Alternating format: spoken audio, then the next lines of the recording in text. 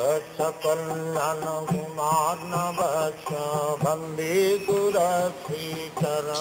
knowledge is the purest form of all activities, as explained in the Vedic literature. In the Bhagavad, man's sinful activities have been analyzed and are shown to be the result of sin after sin. Those who are engaged in fruitive activities are entangled in different stages and forms of sinful reactions. For instance, when the seed of a particular tree is sown, the tree does not immediately appear to grow. It takes some time. It is first a small sprouting plant. Then it assumes the form of a tree. Then it flowers, bears fruit. And when it is complete, the flowers and fruit are enjoyed by a person who has sown the seed of the tree. Similarly, a man performs a sinful act, and like a seed, it takes time to fructify. There are different stages. The sinful actions may have already stopped within the individual, but the result or the fruits of that sinful actions are still enjoyed or suffered. There are sins which are still in the form of a seed, and others which are already fructified and give us fruit, which we are enjoying as distress and pain, as explained in the 20th verse of the 7th chapter. So this is an important point also, how the karma is working. We may think, well, like someone has written a book, why do good things happen to, or why do bad things happen to good people? And he came to the conclusion that God is not all powerful, so you're on your own. He was a theologian, some kind of rabbi or something. But they don't know how it's working. It's a very subtle science, the science of karma, very intricate to trace it out. But Prabhupada is giving a nice indication here. You plant a seed, it may take some time. So suddenly a good person has some calamity, with maybe 5 lifetimes before they had performed something. So we should also think like that. Not that because we were devotees, oh, it'll be just so smooth sailing in life. No.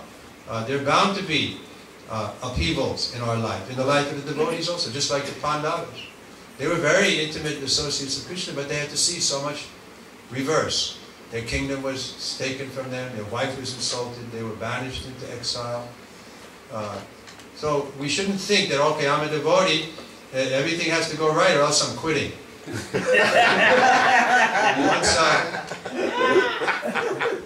Once a devotee came in front of the Prabhupada like that, and Prabhupada said this and that, he was complaining to Prabhupada this and the GVC and that, and he said, I'm quitting. And Prabhupada said, okay, I'm quitting too.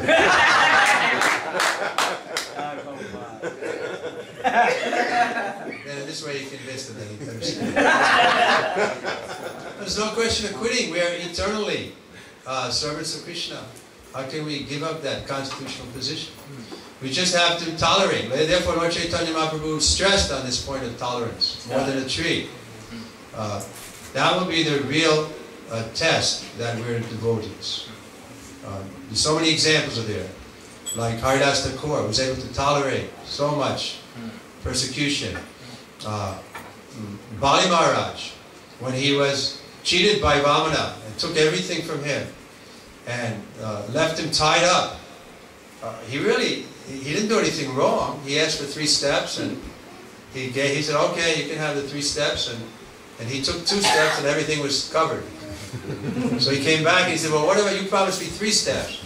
And no, he said, well, I gave you everything I had. He said, no, you cheated me. And therefore he punished him. It seems almost unfair. But Bali Maharaj tolerated. And when the Lord was leaving, he was calling out to him, praising him, hey Govinda, calling out his name. And it said, by that call, the Lord became bound.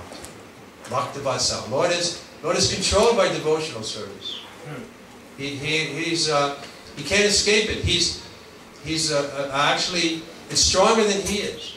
The love of his devotee is so strong that he becomes a servant of it. This is a true picture of God. Not that he's an old man with a beard sitting on a throne, like a cosmic dictator throwing lightning bolts or something. No, he's a loving friend. And as we surrender to him, he reciprocates. So we shouldn't be discouraged, we should tolerate, because there's going to be problems. There has to be problems. This is the nature of material life. What we simply have to do is Tateno kampa manashikshamanam. There's a verse like that. If we go on from the core of our heart, devoted to the Lord, even in the reverses, even in the problem area, then we become rightful inheritors of the kingdom of God. That's the explanation is given here. A person who has completely ended the reactions of all sinful activities and who is fully engaged in pious activities, being freed from the duality of this material world, becomes engaged in devotional service to the Supreme Personality of Godhead, Krishna. So this is another point. In order to really perform devotional service, Brahma Bhutta Prasanna Nasochati Nakanchati Samasarvesa Bhutesa. When we can see everyone equally, then we can engage in pure devotional service. So what are we doing now? Well, we're practicing to come to the point of pure devotional service. Who can say that we're pure devotees? But we would think it's impossible, but we met a person who was a pure devotee, therefore we have faith. That it's not some utopian ideal that can never be achieved. That's what the Christians come to the point. Nobody can be like Christ. So go on sinning. Go on sinning and make a contract with Christ that you know, He's given His blood. So if we accept that, then well, why do you want Him to keep on giving blood?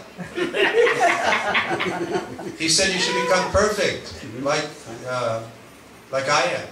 He said like that. He told the prostitute, go and sin no more.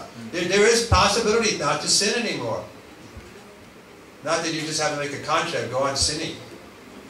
But it's not an easy job.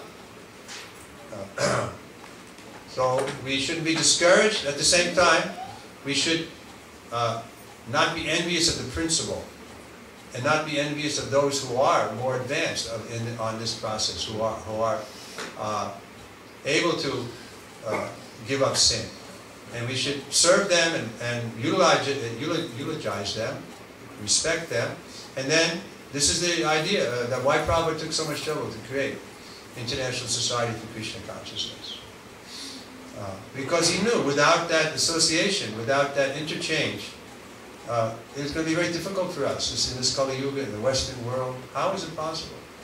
Even with association, we have to struggle. But at least with the association, then there's a possibility that we can overcome the power of the mind.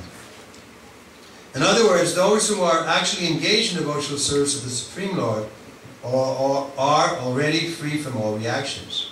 For those who are engaged in devotional service of the Supreme Personality of Godhead, all sinful reactions, whether fructified in stock or in the form of seed, gradually vanish. Therefore, the purifying potency of devotional service is very strong. It is called Pavitram Uttamam, the purest. Uttamam means transcendental, Tamas means the material world or darkness, and Uttamam means that which is transcendental to material activities. Devotional activities are never to be considered material, although sometimes it appears that devotees are engaged just like ordinary men.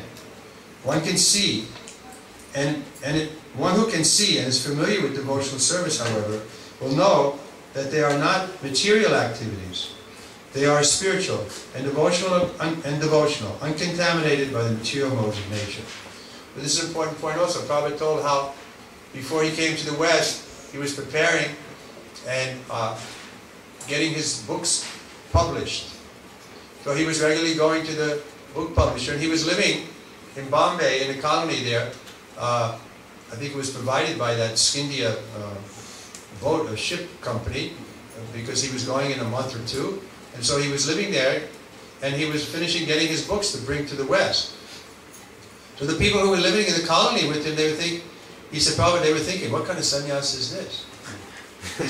He's doing book business. They thought he was like a businessman. So it's easy to misinterpret the activities of the devotee. We should be careful.